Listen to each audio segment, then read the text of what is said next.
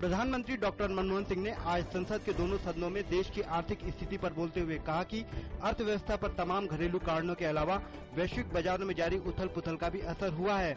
उन्होंने बताया कि सीरिया के मामले को लेकर जारी खींचतान से भी अर्थव्यवस्था प्रभावित हुई है।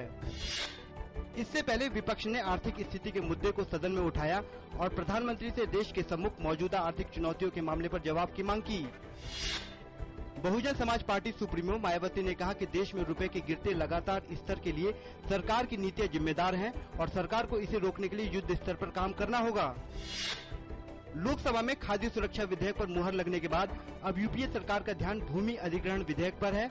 इस महत्वपूर्ण विधेयक को सरकार ने आज सदन में चर्चा और पारित कराने के लिए पेश किया।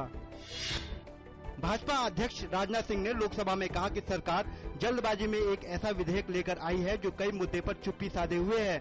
उन्होंने कहा कि भूमि अधिग्रहण विधेयक से भू स्वामियों की समस्याएं कम होने के बजाय बढ़ेंगी। समाजवादी पार्टी के मुलायम सिंह यादव ने कहा कि किसानों की जमीन को अधिग्रहित करने की कोई जरूरत नहीं है। उन्होंने कहा कि अगर उद्योगों एवं अन्य कार्यों के लिए जमीन की जरूरत पड़े तो पड़ती एवं बंजर जमीन का इस्तेमाल होना चाहिए। 2G मामले संबंधी जेपीसी में एक मनोनीत सदस्य को नियुक्त करने के मुद्दे पर हंगामे के कारण राज्यसभा की कार्यवाही हुई प्रभावित। हंगामे के कारण उच्च सदन की कार्यवाही दिन भर के लिए स्थगित। केंद्रीय कानून मंत्री कपिल सिब्बल ने आज कहा कि न्यायाधीशों की नियुक्ति में सरकार की महत्वपूर्ण भूमिका होनी चाहिए। सदन में आज सर्वोच्च न्यायालय और उच्च न्यायालयों के न्यायाधीशों की नियुक्ति में कोलेजियम व्यवस्था को खत्म करने के लिए विधेयक लाया गया। भारतीय जांच एजेंसियों को आतंकी संगठन इंडियन मुजाहिदीन के संस्थापक सदस्यों में से एक और देश के कई हिस्सों में हुए हमले में आरोपी यासीन भटकल को नेपाल सीमा से गिरफ्तार करने में सफलता मिली है। भटकल को एनआईए ने खुफिया जानकारी के आधार पर गिरफ्तार किया। उच्चतम न्यायालय ने कोयला घोटाले की धीमी जांच पर सीबीआई की खिंचाई।